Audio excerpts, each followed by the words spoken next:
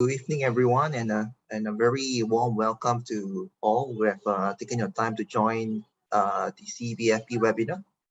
Today's webinar is all about CBFP, which is the Cybersecurity Essentials for Business and Finance. And today I will see the show for Jonathan. Today we have Edmund from Cybin, Dan, as well as Aaron, and last but not least, of course, our favorite trainer, Jonathan. Handing over the mic to you, Jonathan. Thank you very much. Today, my goal for today is for you to understand that it's not hard to be safer online. Now,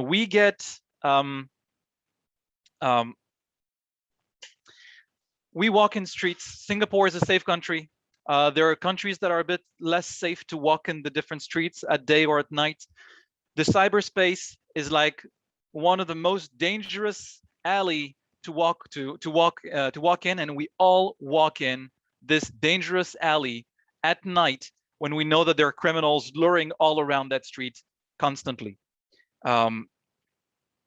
And most of us are thinking, well, it sounds so complicated. I don't understand anything cyber, IT, whatever it is. Well, I kind of give up, and one day maybe I'll learn. But you are constantly walking this alley, endangering your identity, endangering yourself, endangering your loved ones, endangering the company, the organization that you work for. And my goal today is to make you understand that it's not complicated to not be the lowest hanging fruit. Let me repeat that. Our goal is not to be 100% safe. It's not possible. It doesn't exist. We need to be not the lowest and juiciest hanging fruit. If your assets are juicy and fruity, we want you to be a little higher in the tree and a little harder to reach you. So the hackers are going to target someone else. That's how it works. And it's very easy to get quite pretty high in the safety tree. And we can learn this in, like, I'm going to try to do it in about half an hour, 40 minutes. But we will suggest for something to be doing in order to really grasp and make ourselves and our loved ones and our organization considerably safer to maybe walk in that dark and dangerous alley, but with the brinks and well armed, and that even if we're being attacked, we don't care because we are not invincible, but very, very well protected. So let me start with a quick presentation.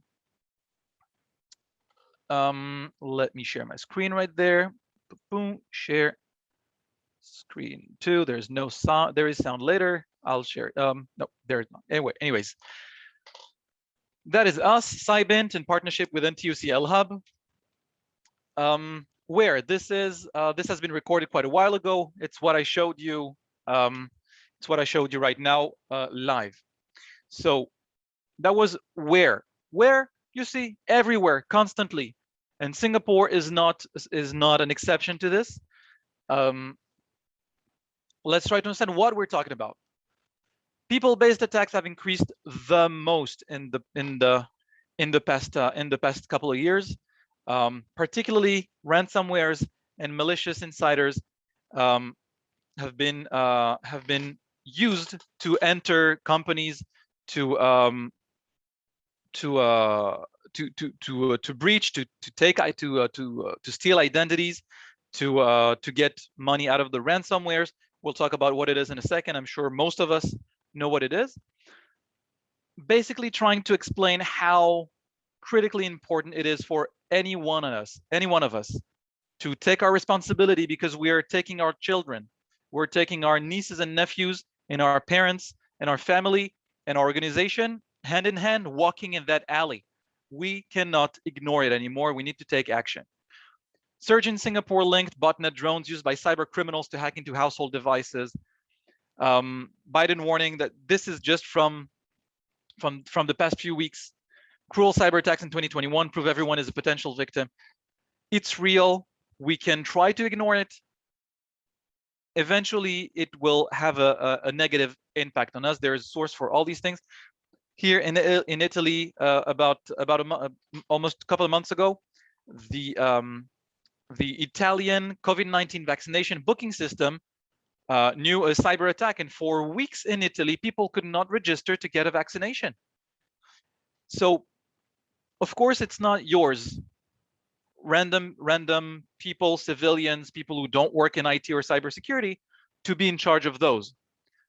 But at least be safe on the attack vectors that target you and where you can take action. These are a bit of numbers. Economic value at risk due to cyber attack over the next 5 years is 5.2 trillion US dollars globally. It's phenomenal. It's phenomenal. And we all can take our part in protecting ourselves. And if they're gonna try, and if the hackers are going to try to hack you, they're gonna see that it's a bit harder than to target the neighbor or someone from another country. They're just target someone from another country. Here. About ransomwares. The average ransom payment by quarter is just skyrocketing, and it hasn't stopped. It continued going up and up during COVID. Now, who and why? Let's try to understand what we're even talking about. Here are some of the cyber threat actors and their motivations. Nation states, they all have their geopolitical agenda. If it's to create chaos in enemy countries or enemies or so-called cold enemy countries, to create some sort of chaos, destabilize democracies, etc. It can be like today, Cold War through the cyber weapons. It is happening. That is a layer that the only thing you can do to protect yourself is to not believe anything that is online, and I believe that you read online, and I believe Singapore is quite advanced in explaining to its citizen how to detect, how to differentiate a hoax, a fake news from a real news, because fake news can cost lives. Fake news can cost people not believing in vaccination, become anti-vaccination, for example, like the movements are growing in the West. And so what we can do here to protect ourselves from these kind of actors is to be aware of what we're reading and make sure that when we read the news, verify it. That's doing our part for ourselves and our country. Cyber criminals, that is probably the #1 thing that we're trying to protect from.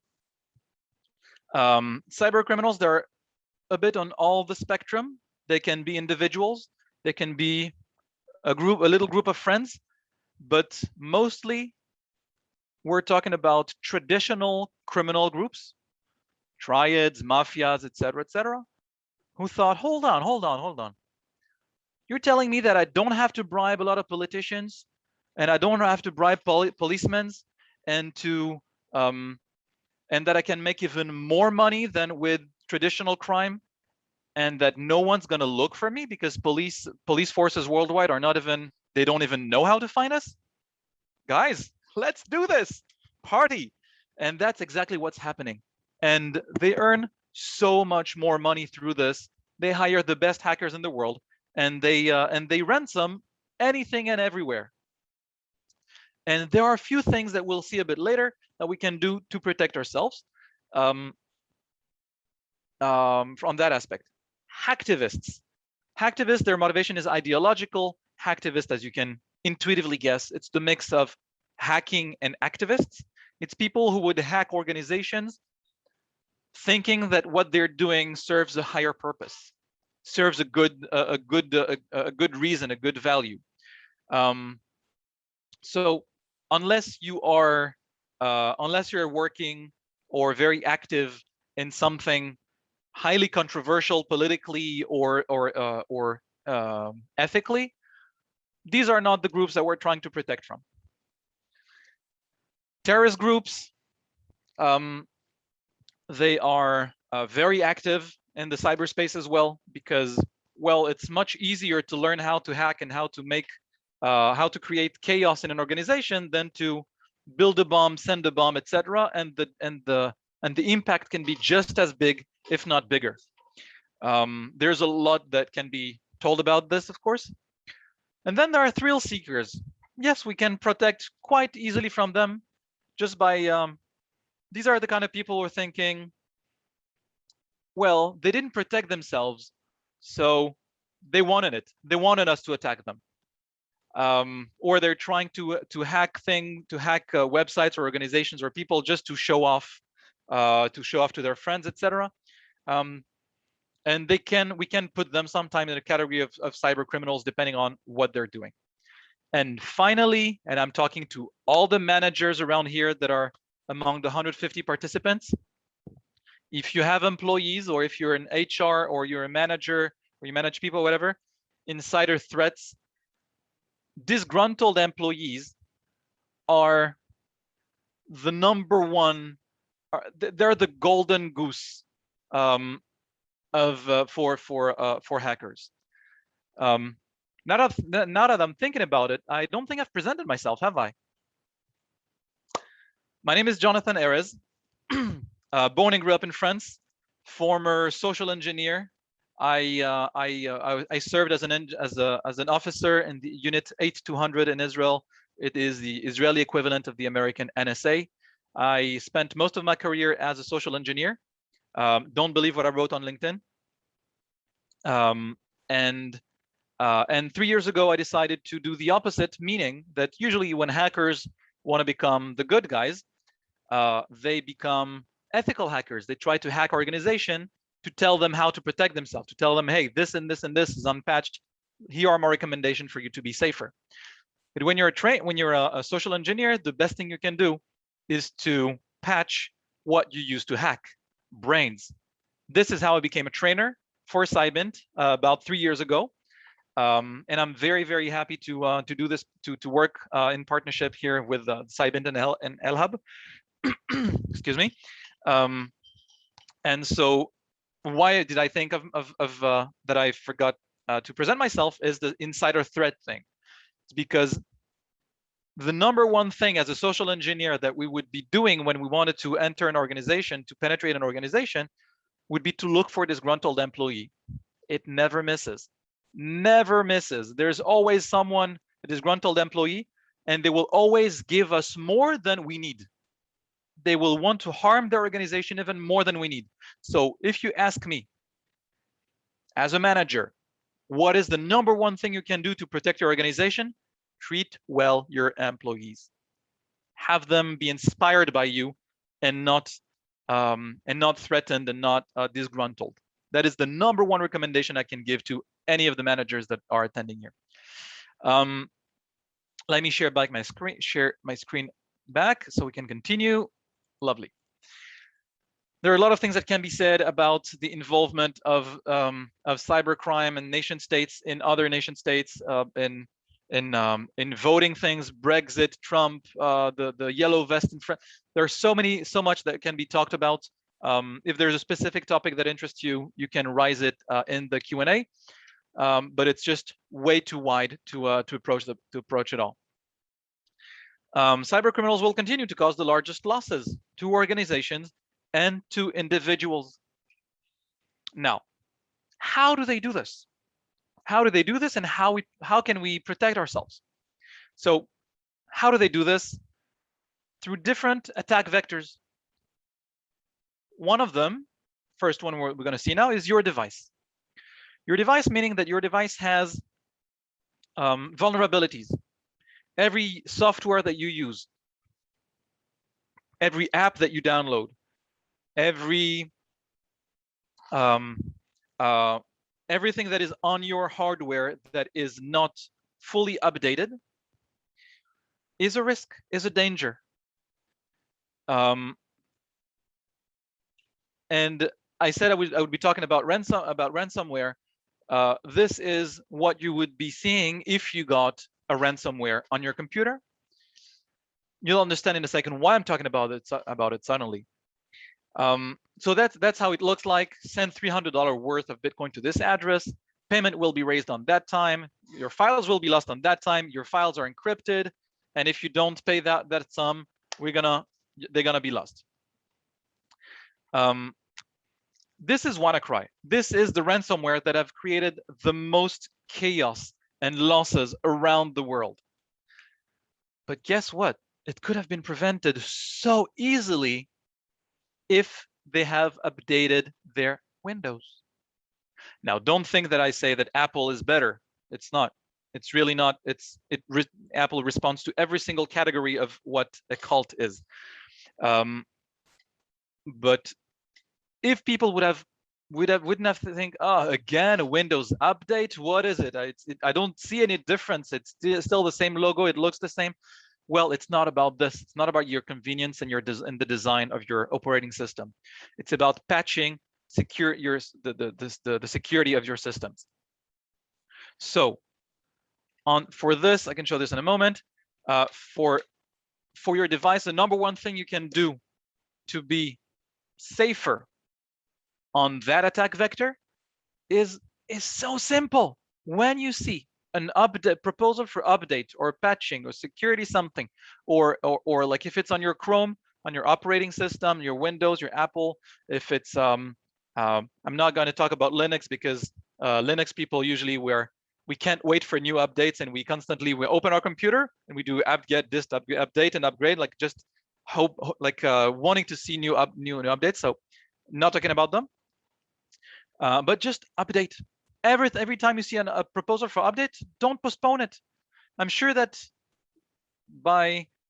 with my experience, I'm sure that at least 1/4, if not 1/3 of the participants here today, who are using Chrome, you haven't updated. You have a little red or orange thing on your window that says, please update, and you still next time. I don't want to lose my tabs. You're not going to lose your tabs. Trust me. Just update. They're going to open up back. You're not going to lose anything. So what can be hacked? Your device, how to protect from it, update. That's the best thing you can do. For ransomware, a specific thing you can do is backup. Think 1 minute before. 1 minute before the attack, the ransomware. What can I do before? Backup. Usually the recommendation is backup offline on an external hard drive once a week, up to twice a week, depending on how much you create on your device. So backup offline with an external hard drive, and backup online with a continuous software like OneDrive, Dropbox, eDrive, Google Drive, whatever you want, choose one. But the goal is here to, even if you get a ransomware like this, okay, I got attacked. I don't care. I got all my files. Thank you. And if the worst case, you can format your computer and you have and you can reinstall your backup files. So the first attack vector we saw. Second attack vector is your network. Now there are so many layers and so many steps in which your network can be breached, can be infiltrated, and if you're using a Wi-Fi that is not secure, like a public Wi-Fi or something, if you keep your Bluetooth open and you're walking in the streets, if you haven't changed default passwords of your router at home or anywhere that you are in charge of a router. I'm not talking about the Wi-Fi, I'm talking about the router itself. Websites that you reach that are seeing your IP address, where you come from, and then can check from your IP address what are the services that you're running and find a vulnerable one and attack you through it. And all of this can be avoided if we use this. What is this, you're asking? Or maybe with a nicer voice. VPN. Use VPNs. What is VPN? It's like a tunnel. It creates a tunnel between you and a VPN server anywhere on Earth that creates an encrypted channel, an encrypted tunnel of communication. And even it's the same like before. Even if the hackers see and can see all your traffic, like you connect to an unsecure Wi-Fi and they can see all your traffic, you don't care because your traffic is encrypted, so they can see it, but they won't understand anything. So here, the recommendation for protecting yourself on your network, get a VPN and use it. And do me a favor, don't use free ones. If something's free, you are the product, unless it's open source. And you don't have open source VPNs because it costs money to take care of a VPN server wherever it is on Earth. Here you have a big list of VPNs. Use them, especially when you connect to a Wi-Fi network that is unsafe. And then another attack vector, your service. So your service can be, what is a service? It's any brand that you're using. If it's Chrome for Google, if it's your browser, if it's your operating system, if it's any of the websites that you have an account on, email, any work accounts, social media, all these things, these are services. They can be attacked from two sides. From the company side, from the service side, and from your side. These are a few of the data breaches in 2 years between 2008 and 2010. 10 years later, only 2 years, and the numbers are growing. Now, this sounds quiet. Imagine watching a sitcom like Friends or Seinfeld, for example, and there are no laughs. You lose a lot of the fun, right? Here I can tell you, and I cannot hear you, but I know from the courses that I give that all of you guys, you're seeing this, you say, oh, wow. And then with this effect, trust me, it is there. It's quite something. And it's just growing. It is just growing. 2021 was more than all of this combined. And the year's not even finished. So that is, the breaches are on the service side. And here, there's not much we can do. It's not our responsibility. It is the company. It is the service side.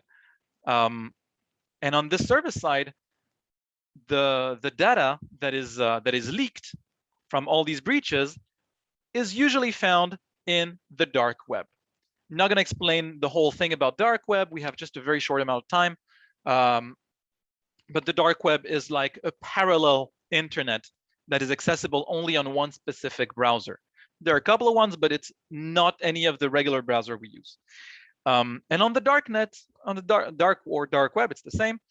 You can find all the financial fraud sites, fake document services, buy weapons, blogs, drugs, pharmaceuticals, all the things that are not, that wouldn't be legal to purchase or to access normally on the normal web. But this is where, and of course, it's not a recommendation to go there. Just to remind you, this is it's illegal in many countries just to download these browsers. And I highly discourage you to wander around in the dark web. And a crime is a crime. But here's just an example of dark web website marketplace. You can see you can buy accounts and bank drops, CVV and cards, drugs and chemicals, all these things, software, malware. And here they're selling $2,500 fast and instant Western Union transfer with MTCN. Western Union transfer is 100% real. PayPal accounts with balance, etc., etc. New batch, fresh Wells Fargo accounts with a balance of $1,000 to $100,000 for the ridiculous price of $35. Just giving you, giving the criminals a username and a password that has been leaked from a hacked service. And they even have their way of giving feedback. Login works, will purchase again, keep me abreast, just perfect, thank you, highly recommended, awesome, etc., etc. So on this side, what we can do to make these passwords irrelevant for the hackers and for the people buying these is to change our passwords often. But now, the password, we need to change them often. We need to have a different password for every service we're using. We need to have, the password need to be long enough and have symbols, etc. Guys, what I'm suggesting forget about all of this. Forget about all the recommendations about how a password should look like, and if it's big or smaller, and how many letters. And hackers know that hackers will outsmart you very, very much if you think that you wrote the name of the name of your dog with a 1 instead of an I, and you think a hacker won't think about it, or that the tools that they use isn't doing this already automatically. Well, you're wrong. So one recommendation here: password management system. It's a tool. It costs a few dollars per year, not a lot, just about 30, 40. Choose one, use one. Best recommendation ever. If there's one thing to remember from that webinar, it's this. And then it's easy. It's easy because you don't even know your password. You don't even need to know them, because it's going to remember it automatically, and it's going to create them automatically, and you can change them as much as you want. And every time there's your username is being sold, your password is being sold on the darknet, you have darknet threat hunters that are finding if your username is in the dark web and automatically telling you, hey, your password is on the dark web, change it. Cool, thank you, and you're safe. So if it's to protect you on the service aspect, if it's from the company side or if it's from your side, password management system. Simple. Here, your juicy fruit is already way up there in the tree, very hard to get, and the hackers are going to try and get another fruit. Let's continue.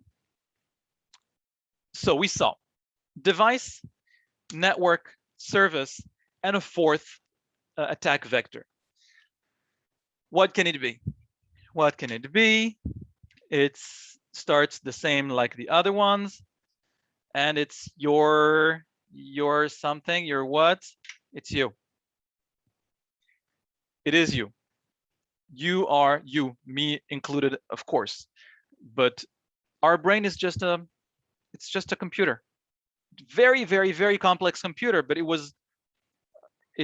our brain is the fruit of millions of years of evolution in order for us to find food and to reproduce, not to detect cyber attacks, not to detect social engineer and phishing emails.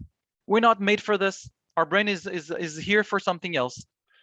And so there are a few tools, a few tips that we can listen to. And the first one of them is to be aware of ourselves, to understand that yes, we are vulnerable. The people are saying, no, I never, me click on a fit, never. I'm too safe. I know what I'm doing.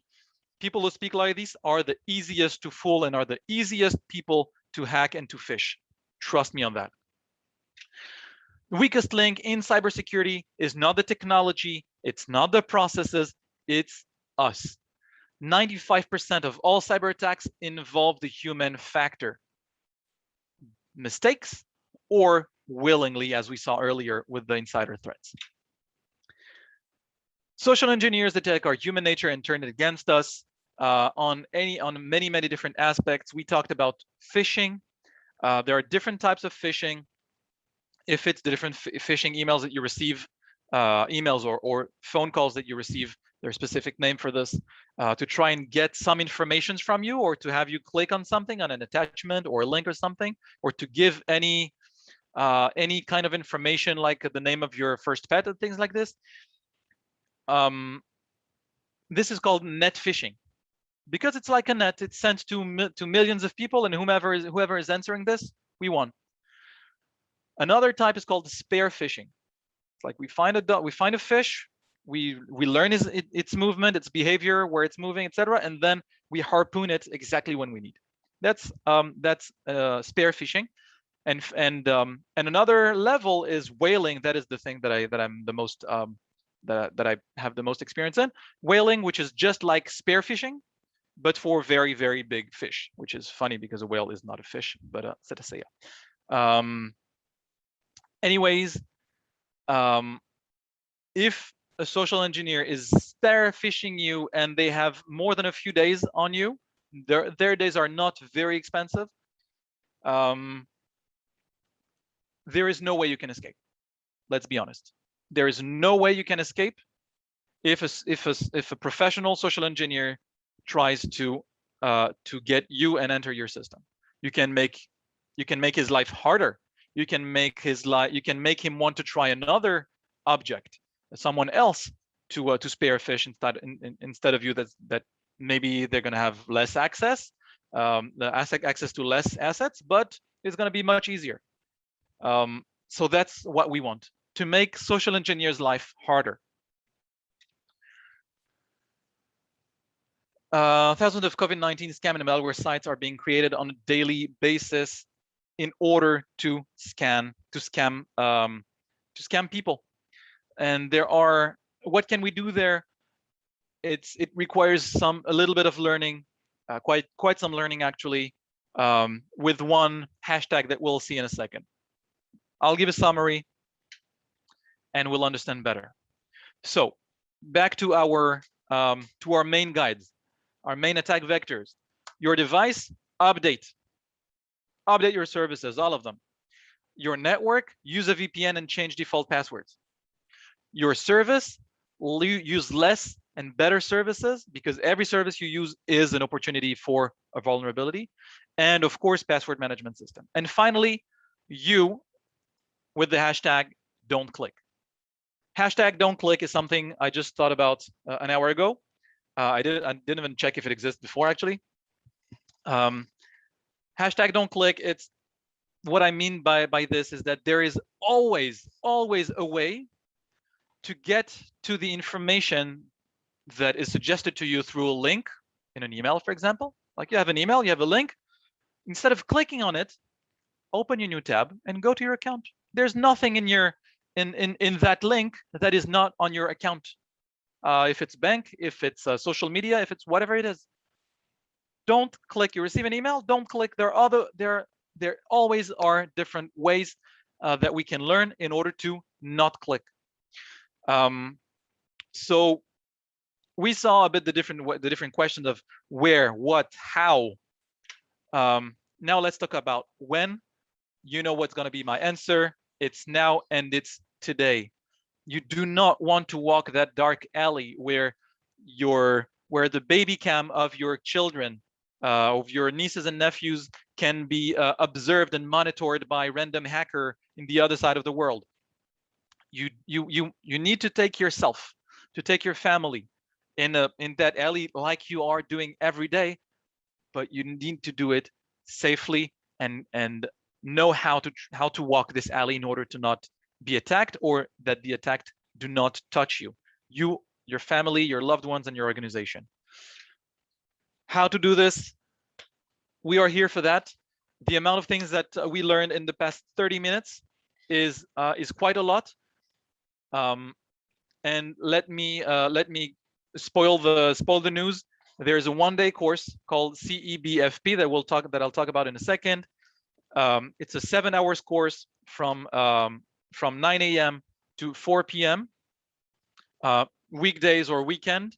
And imagine, consider how much we learned now, how many tools that are very practical, that are useful, that are literally modifying our behavior, modifying our online appearance, and making us safer. This was just in half hour. In half an hour. Imagine in 7 hours, we can understand much better, really gain tools for ourselves and to protect people around us through this course CBFP. Us at Cybint, we look at lifelong cyber education by learning, training, and simulation platforms, reskilling and upskilling. Reskilling because we also have a boot camp that is going to start in one second.